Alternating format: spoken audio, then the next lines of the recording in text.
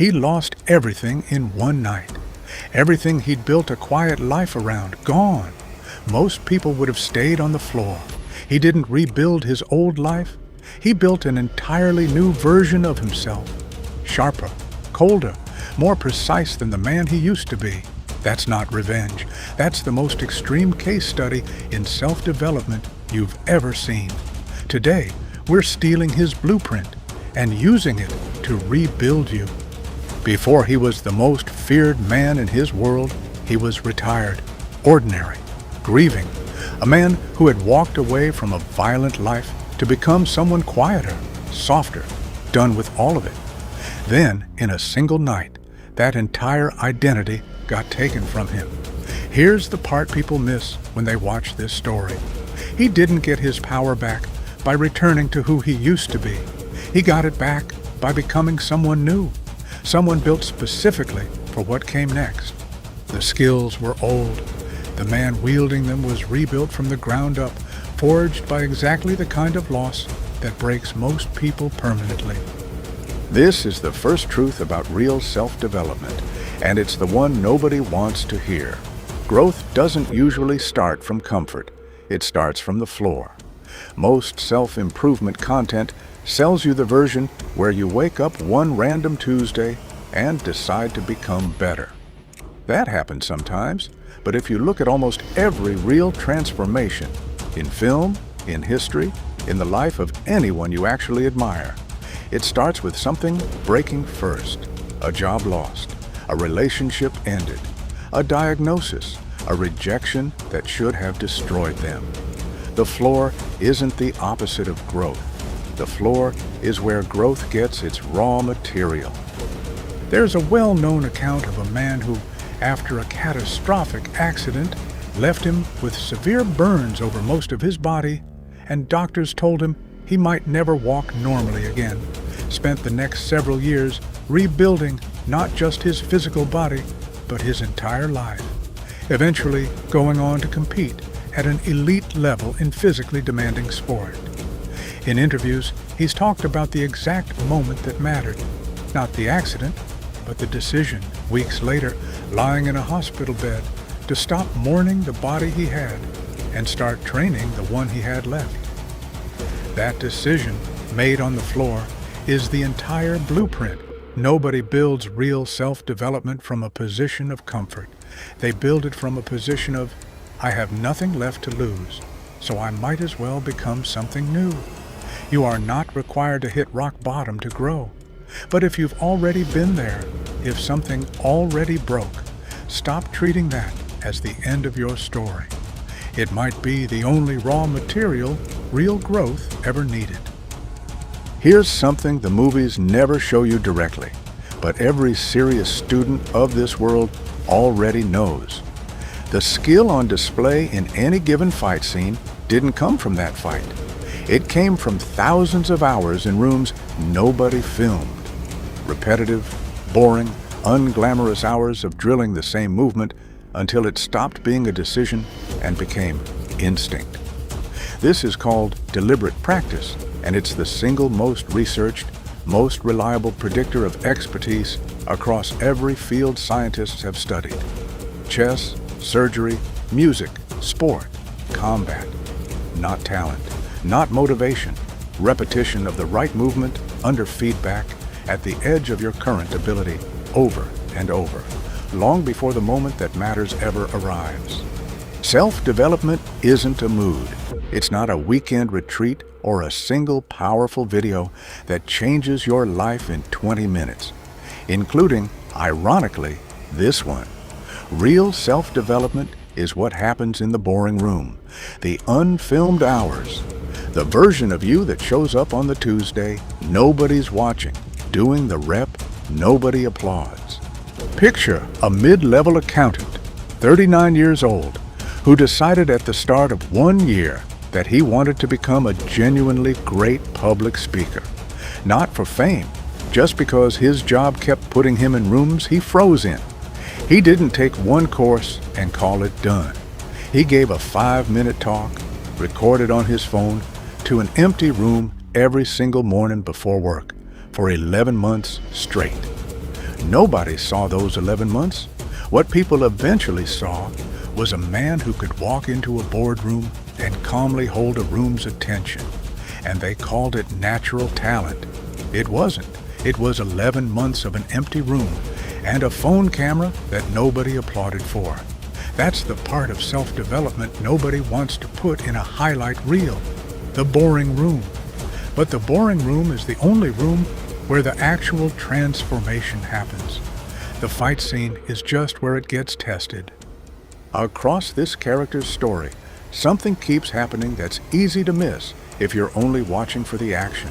The world around him keeps shifting.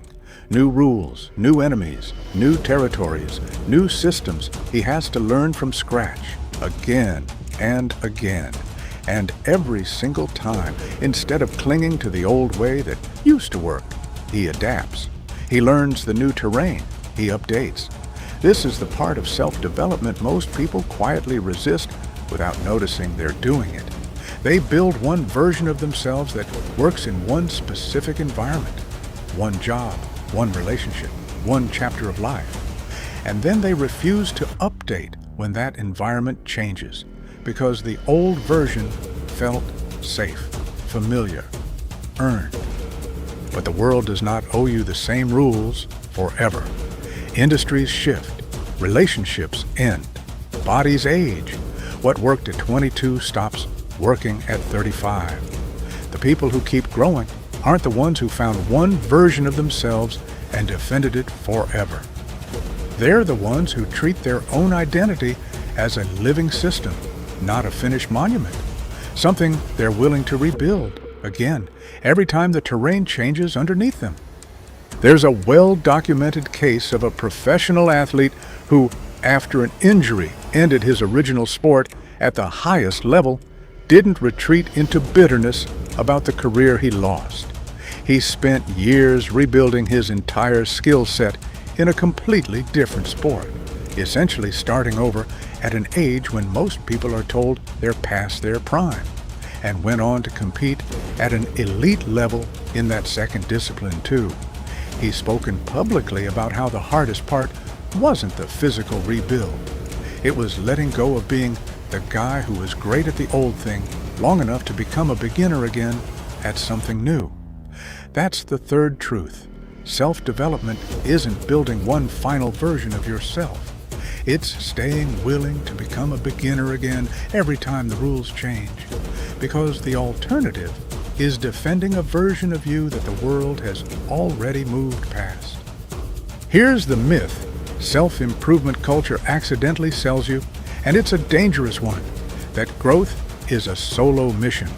Lone wolf, headphones in, nobody helping, pure willpower against the world. Look closer at this story, and that myth falls apart immediately.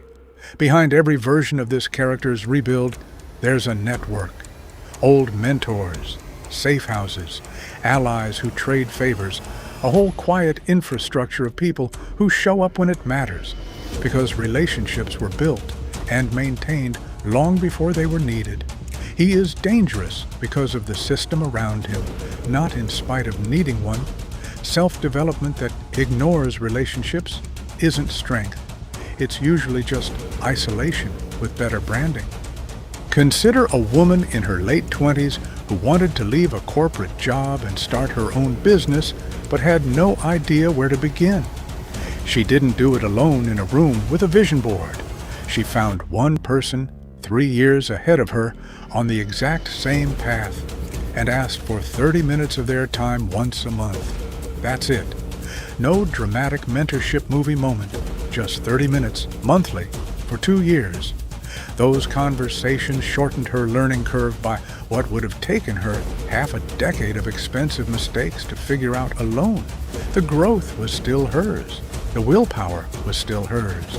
But the speed of it came from a network she was humble enough to build and honest enough to actually use. Fourth truth, the strongest version of you is not the most isolated version of you. It's the version surrounded by the right 5 or 6 people, and humble enough to ask, so let's put the whole blueprint together. He didn't get his old life back. He never tried to.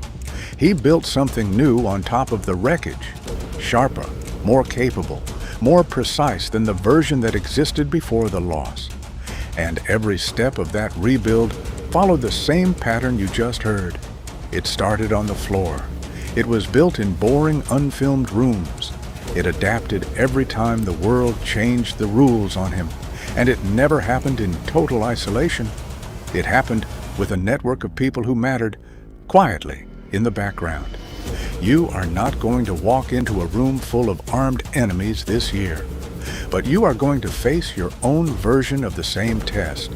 A loss that reshapes your identity whether you're ready or not, a skill you have to build in private with nobody watching, a set of rules in your industry or your relationships that quietly changed while you weren't looking, and a moment where you'll have to decide whether to ask for help or pretend you don't need it. Stop waiting for comfort to start growing. The floor is often where the real material begins.